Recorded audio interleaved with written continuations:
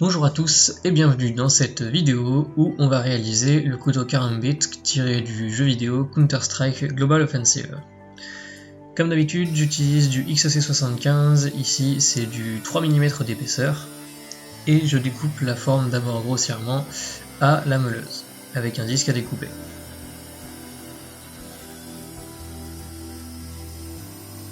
Ici le but c'est de faire le moins de découpe possible, et de gaspiller le moins d'acier possible. Donc c'est important de placer le couteau correctement et de pouvoir faire des découpes droites afin de sauver un petit peu d'acier.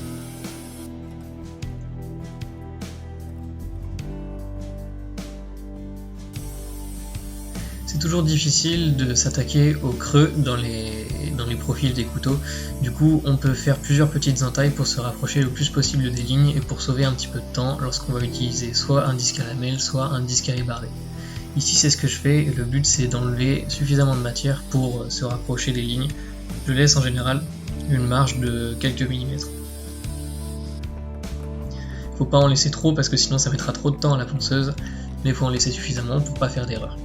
Ici je change de disque, j'utilise un disque à rébarder parce que je vais pouvoir utiliser la tranche du disque pour m'attaquer à toutes les parties en creux.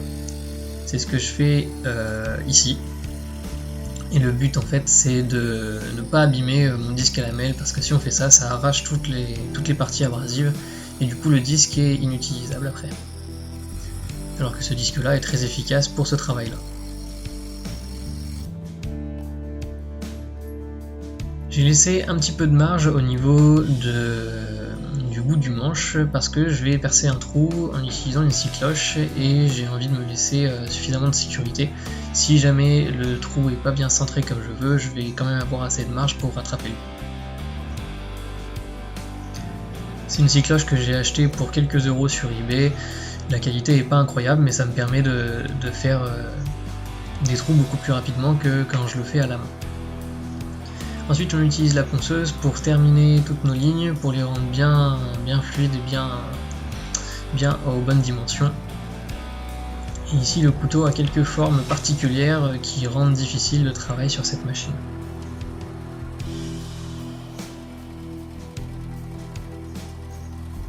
Pour les parties en creux qui sont suffisamment grandes en termes de diamètre, je vais utiliser la roue supérieure de la ponceuse. Et pour tout ce qui est trop petit, je vais devoir utiliser la lime et ensuite nettoyer, enlever toutes les rayures avec la Dremel.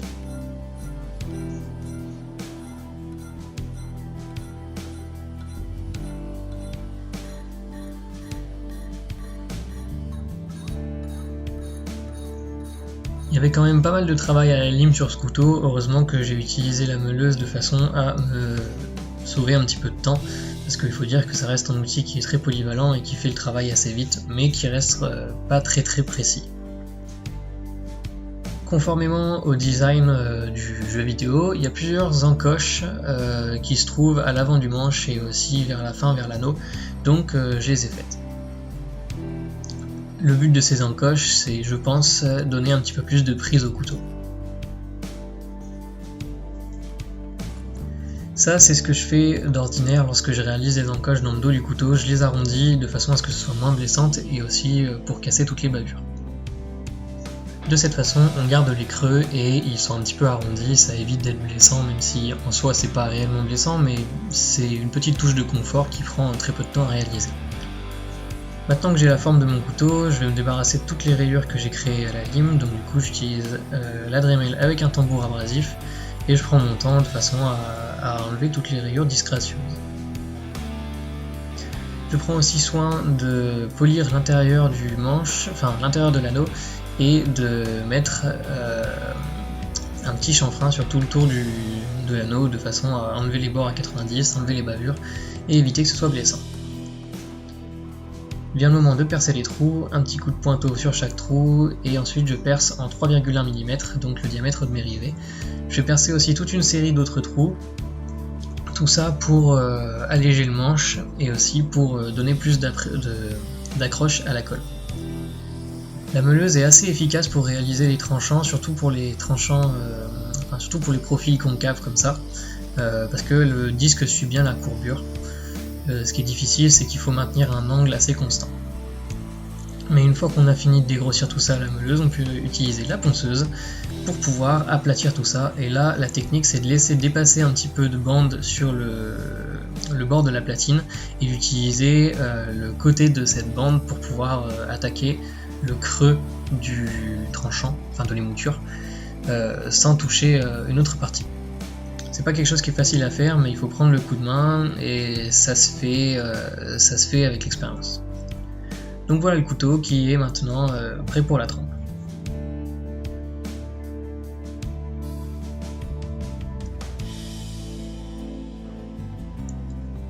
Le couteau a une bonne prise en main, mais la petite pointe qui est présente à l'extrémité de l'anneau gêne parfois pour certains mouvements. Mais bon, j'ai dû me conformer au dessin qu'il y avait dans le jeu. Néanmoins, cette petite pointe donne un petit peu plus de support pour le pouce lorsqu'on te tient avec la lame à l'envers, donc pourquoi pas. Voilà un morceau d'ébène, et je vais m'en servir pour faire le manche. D'abord, l'ébène est recouvert sur une des faces d'une espèce de petite de cire, et étant donné que je veux couler de la résine, cette cire va empêcher l'adhésion de la résine, donc du coup il faut que je me débarrasse de ça, et pour ça j'ai utilisé un couteau. Ensuite, je vais casser ce morceau d'ébène et en faire plusieurs petites lamelles, et je vais disposer ces lamelles dans des boîtes en plastique, puis je vais pouvoir couler ma résine. Le but de tout ça est de réaliser une espèce de manche hybride entre bois et résine.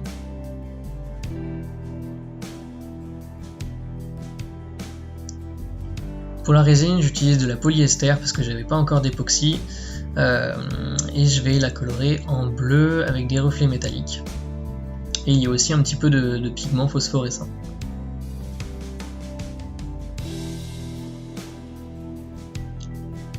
Je vais réaliser deux mélanges, un mélange qui sera bien bleu et un autre qui aura des pigments blancs, le but étant d'obtenir un espèce d'effet nuageux sur la lame au final, enfin sur le manche au final. Donc là j'ai mis du colorant bleu et maintenant je rajoute la petite touche métallique. Et bien sûr un petit peu de pigment phosphorescent parce que j'en avais. Ça fait un petit peu overkill mais pourquoi pas, en fait ça m'a aussi permis de tester différents pigments. Là c'est l'autre partie de la résine où je mets du pigment blanc avec des reflets métalliques et du pigment blanc phosphorescent. Et ensuite on coule tout ça. Donc je vais réaliser deux plaquettes, mais au final je vais en utiliser qu'une parce que ce sera suffisamment large.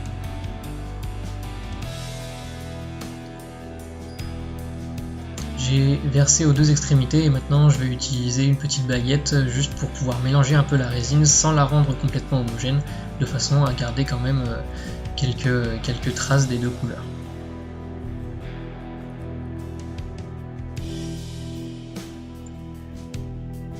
Voilà quelques images de la trempe, donc je fais ça à l'œil sur du XC75, on attend que ça soit une couleur rouge orangé, et ensuite on trempe à l'huile. Voilà, une belle couleur grise. Nickel. Comme vous l'avez vu, le couteau a bien pris la trempe et il a ensuite eu un revenu à 220 degrés pendant 1 heure. Pourquoi 220 ? C'est un tout petit peu plus haut que ce que je fais d'habitude, d'ordinaire je suis plutôt aux alentours de 200 degrés, mais là la pointe est relativement fine et je voulais avoir une pointe plus, enfin quitte à choisir, je préférais que la pointe soit un peu plus solide plutôt qu'elle casse. Retour sur la ponceuse pour blanchir la lame et aussi pour terminer nos émoutures, donc réduire l'épaisseur au tranchant et finir d'avoir nos émoutures bien délimitées les unes des autres. Ensuite du polissage, ça m'a pris beaucoup de temps, donc je suis parti du grain 240 à la main et je suis monté jusqu'au grain 7000, toujours en faisant des passes perpendiculaires entre chaque grain. Et bien sûr il ne faut pas oublier les détails, donc les côtés, enfin le dos du couteau, les morceaux du dos du couteau qui seront visibles hors du manche et qui ne seront pas attaqués après. Donc voilà, ça m'a pris plusieurs heures au total et je finis toujours par un petit coup de frotte, même si c'est pas vraiment nécessaire parce qu'au grain 7000 on a déjà un beau collier miroir, mais je trouve que ça uniformise le tout et ça prend pas longtemps, donc pourquoi ne pas le faire.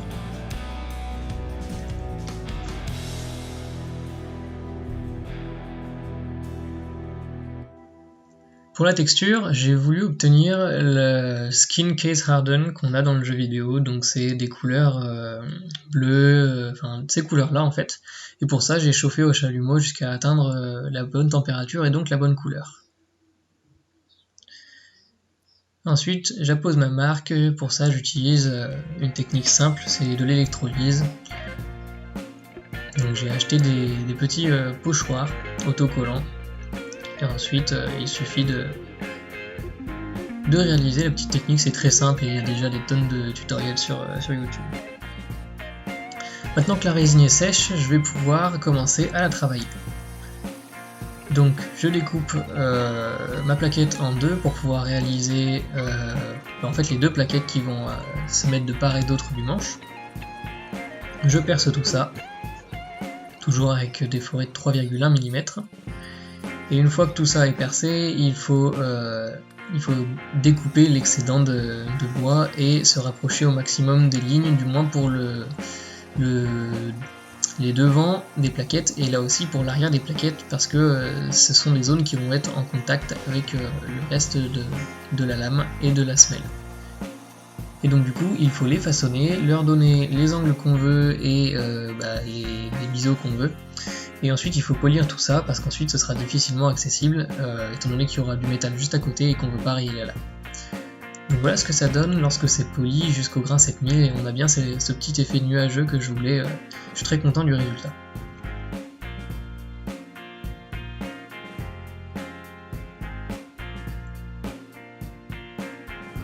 Puis ensuite l'étape du collage.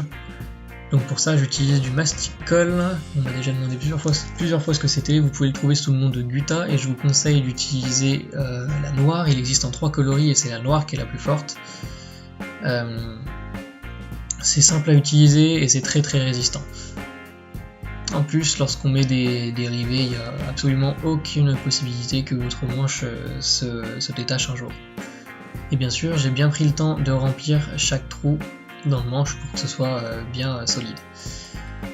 Néanmoins, la résine ça fait tout un tas de poussière, donc du coup j'ai dû procéder à un petit nettoyage. D'habitude je fais ça assez rarement, même s'il faudrait que je le fasse plus souvent, mais là c'était assez impératif.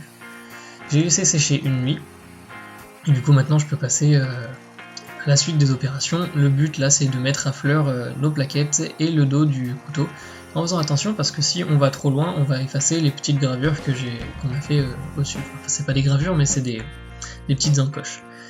Pour les empreintes pour les doigts, je me suis aidé d'une lime à bois, parce que si je faisais tout à la Dremel, ça allait me bouffer beaucoup trop de tambour abrasif et surtout ça allait être beaucoup trop long. Même chose pour donner plus de confort aux manches, il faut casser tous les angles et pour ça j'ai utilisé aussi la lime à bois. Retour sur la ponceuse où on va casser nos angles, donner les formes que l'on veut et aussi faire des facettes et arrondir le dos du manche. On en profite aussi pour monter un petit peu en grain et ça nous facilitera le travail pour le polissage à la main après. Je me sers quand même de la Dremel pour pouvoir effacer les marques que j'ai créées avec la lime à bois, aussi bien sur la soie du couteau, enfin sur la semelle du couteau, que sur le reste des plaquettes.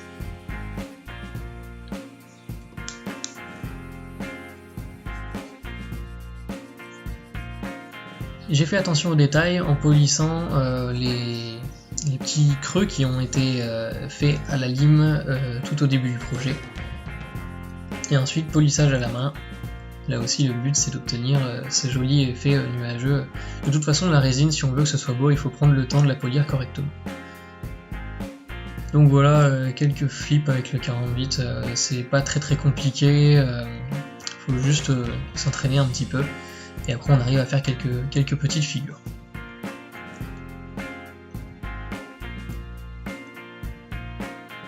Ensuite, un petit bain d'huile pour révéler toutes les couleurs et toute la beauté de la résine. Et de l'ébène aussi qui prend une jolie couleur noire qui contraste bien avec la résine. Donc on a bien cet effet nuageux entre des particules blanches et des reflets métalliques.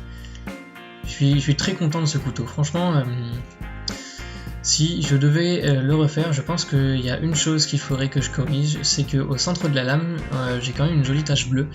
Et le problème c'est que en général on considère que lorsqu'on atteint cette température, on a trop chauffé le couteau.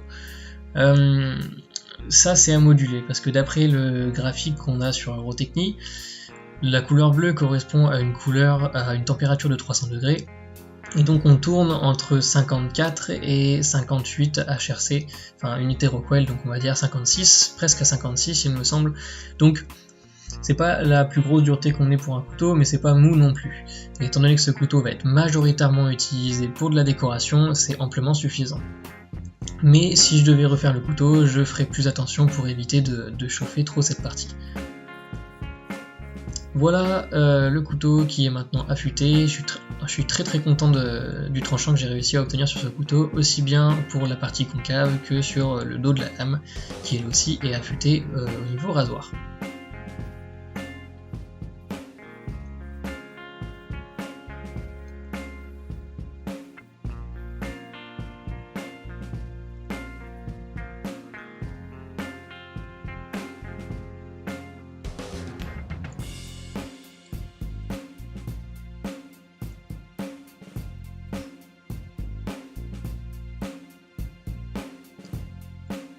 Voilà ce que ça donne sur une feuille. Là aussi je fais un peu le guignol avec le couteau. C'est assez satisfaisant de faire ces petits tours avec autour du doigt. C'est pas très compliqué, par contre il faut vraiment faire attention parce que on peut se faire très mal. Mais bon, c'est partie du jeu et là en plus il était affûté, donc c'est un peu idiot, mais bon, pourquoi pas. Donc comme vous pouvez le voir, absolument aucun souci pour couper, que ce soit dans une prise ou dans l'autre. Très content de ce couteau au final, et surtout du tranchant que j'ai réussi à avoir. Pendant longtemps j'ai eu beaucoup de mal à affûter les couteaux recurve ou avec un profil concave, et j'ai enfin découvert une technique qui est satisfaisante, et je vous partagerai tout ça en vidéo.